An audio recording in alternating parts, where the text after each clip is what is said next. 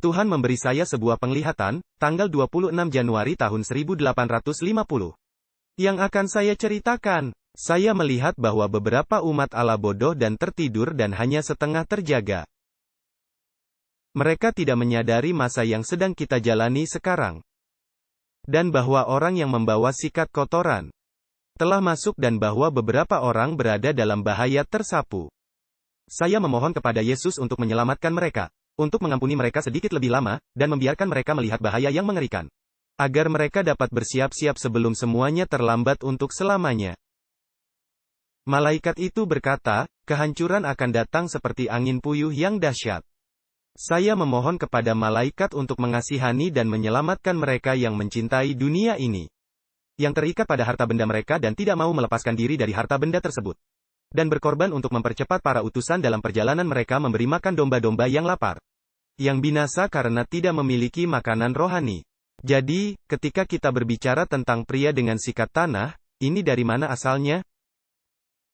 Ini sebenarnya berasal dari mimpi yang dialami William Miller. Dan ini bukan sembarang mimpi.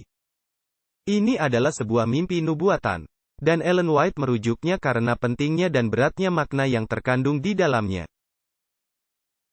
Ini adalah mimpi yang sangat menakjubkan dan kita akan mencoba untuk membahasnya dalam waktu singkat.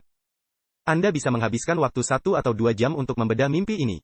Ini sungguh menakjubkan. Ini berasal dari early writings. Dan Anda dapat melihat pentingnya hal ini karena dalam salah satu tulisan pertama Ellen White, ia menceritakan tentang mimpinya. Jadi ia menunjukkan betapa pentingnya mimpi ini baginya. Dan kemudian merujuknya sebagai Yesus sebagai orang yang memegang sikat tanah. Jadi mari kita baca. Saya bermimpi, ini adalah William Miller yang sedang berbicara. Bahwa Allah dengan tangan yang tidak terlihat mengirimkan kepada saya sebuah wadah yang ditempa dengan sangat indah. Berukuran panjang sekitar 10 inci kali 6 kali 6. Jadi, ada William Miller dan dia diberi wadah ini dari Allah. Dan wadah ini berukuran 10 kali 6 kali 6. Sekarang, jika Anda mengalihkan 10 kali 6 kali 6, Anda akan mendapatkan 360. Jadi ini adalah prinsip nubuatan tentang satu hari adalah 1 tahun.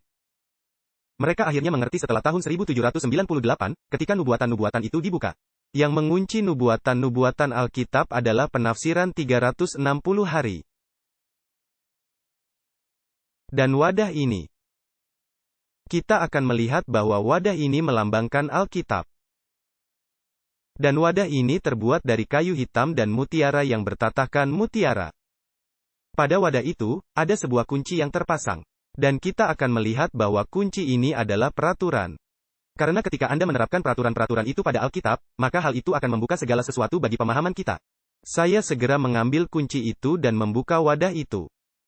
Dan betapa kaget dan terkejutnya saya mendapati wadah itu penuh dengan berbagai macam dan ukuran permata.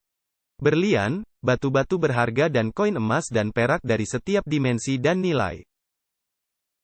Ditata dengan indah di beberapa tempat di dalam wadah.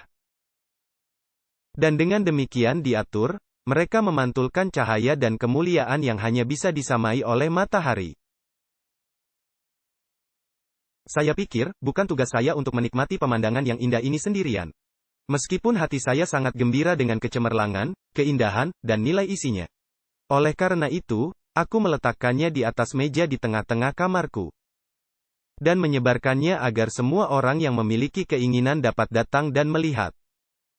Pemandangan yang paling mulia dan cemerlang yang pernah dilihat oleh manusia dalam hidup ini. Orang-orang mulai berdatangan dan mula-mula jumlahnya sedikit. Tetapi lama-kelamaan bertambah banyak. Ketika mereka pertama kali melihat ke dalam wadah, mereka akan keheranan dan berteriak kegirangan. Tetapi ketika jumlah penonton bertambah banyak, semua orang akan mulai mengacak-acak permata-permata itu, mengeluarkannya dari dalam wadah dan menghambur-hamburkannya di atas meja. Aku mulai berpikir bahwa pemiliknya akan meminta wadah dan permata-permata itu kembali ke tanganku. Dan jika saya membiarkannya berserakan, saya tidak akan pernah bisa menempatkannya di tempatnya di dalam wadah lagi seperti sebelumnya. Saya merasa saya tidak akan pernah bisa memenuhi pertanggungjawaban itu. Karena itu akan sangat besar. Saya kemudian mulai memohon kepada orang-orang untuk tidak memegangnya atau mengeluarkan mereka dari wadah. Tetapi semakin saya memohon, semakin mereka berhamburan. Dan sekarang mereka tampak berserakan ke seluruh ruangan. Di lantai dan di setiap perabot yang ada di dalam ruangan. Kemudian aku melihat bahwa di antara perhiasan dan koin yang asli, mereka telah menaburkan sejumlah besar perhiasan palsu dan koin palsu yang tak terhitung banyaknya. Saya sangat marah pada perilaku dasar mereka dan tidak tahu berterima kasih. Dan menegur dan mencela mereka karena perbuatan mereka. Tetapi semakin aku menegur mereka, semakin mereka menghamburkan permata palsu dan uang logam palsu di antara yang asli. Kemudian saya menjadi jengkel dalam jiwa fisikku dan mulai menggunakan kekuatan fisik untuk mendorong mereka keluar dari ruangan. Tetapi sementara aku mendorong keluar satu, tiga lagi akan masuk dan membawa masuk kotoran dan serutan dan pasir dalam segala macam sampah. Sampai mereka menutupi setiap permata, berlian dan koin, yang semuanya mereka singkirkan dari pandangan. Mereka juga menghancurkan wadah saya dan mencerai-beraikannya di antara sampah-sampah. Saya pikir tidak ada seorang pun yang memperhatikan kesedihan atau kemarahan saya. Saya menjadi putus asa dan patah semangat, lalu saya duduk dan menangis. Jadi dia bermimpi tentang wadah ini, sebuah wadah yang indah, dan orang-orang masuk dan mereka menghancurkannya.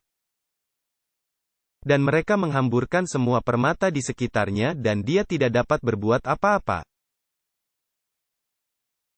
Sementara saya menangis dan berduka atas kehilangan dan pertanggungjawaban saya yang besar. Saya mengingat Allah dan dengan sungguh-sungguh berdoa agar Ia mengirimkan pertolongan kepada saya. Segera pintu terbuka dan seorang pria masuk ke dalam ruangan, ketika semua orang telah meninggalkan ruangan itu, dan ia membawa sikat tanah. Jadi ini adalah pria dengan sikat tanah. Di tangannya, membuka jendela dan mulai menyikat kotoran dan sampah dari dalam ruangan. Saya berteriak kepadanya untuk menahan diri, karena ada beberapa perhiasan berharga yang berserakan di antara sampah-sampah itu. Ia berkata kepadaku untuk tidak takut, karena ia akan mengurusnya. Kemudian, ketika dia menyapu kotoran dan sampah, perhiasan palsu, koin yang tidak layak pakai, semuanya naik dan keluar dari jendela seperti awan. Dan angin membawanya pergi.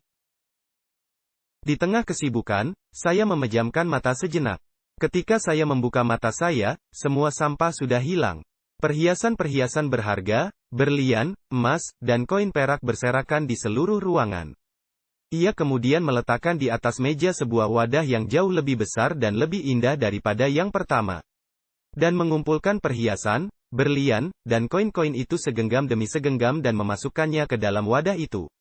Sampai tidak ada satupun yang tersisa. Meskipun beberapa berlian tidak lebih besar dari ujung peniti.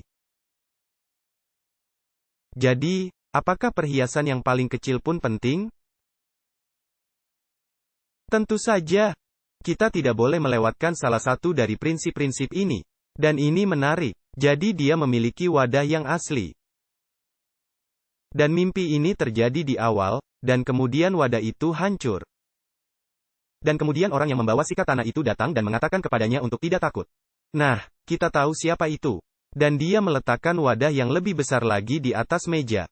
Bagaimana wadah itu menjadi lebih besar? Jadi kita memiliki Alkitab. Lalu bagaimana Alkitab menjadi lebih besar? Roh nubuat ditambahkan. Jadi Miller pertama-tama ketika ia belajar, ia memahami satu hari itu adalah 1 tahun. Dan ia memiliki kunci untuk membuka nubuatan. Dan ketika ia membuka wadah itu, ia melihat semua perhiasan yang menakjubkan di dalamnya. Dan kemudian Allah harus membuat wadah itu menjadi lebih besar. Karena kadang-kadang sulit bagi kita untuk melihat perhiasan di dalamnya. Dia kemudian memanggil saya untuk datang dan melihat. Saya melihat ke dalam wadah itu, tetapi mata saya terpesona dengan pemandangan itu. Mereka bersinar dengan 10 kali lipat kemuliaan sebelumnya. Saya pikir permata itu telah tergores di dalam pasir oleh kaki orang-orang jahat yang telah mencerai-beraikan dan menginjak-injaknya di dalam debu. Permata itu tersusun rapi di dalam wadah. Semua berada di tempatnya. Tanpa ada luka yang terlihat dari orang yang memasukkannya ke dalam wadah. Saya berteriak dengan sangat gembira, dan teriakan itu membangunkan saya. Apakah kita seharusnya, sebagai umat Allah, bersorak-sorai di akhir zaman? Karena apa? Karena semua permata yang kita temukan dalam buku ini, kita seharusnya memberikan seruan nyaring, dan seruan nyaring itu untuk apa? Membangunkan tulang-tulang kering itu. Kita perlu dibangunkan karena kita melihat keindahan nubuatan dan penggenapannya di depan mata kita.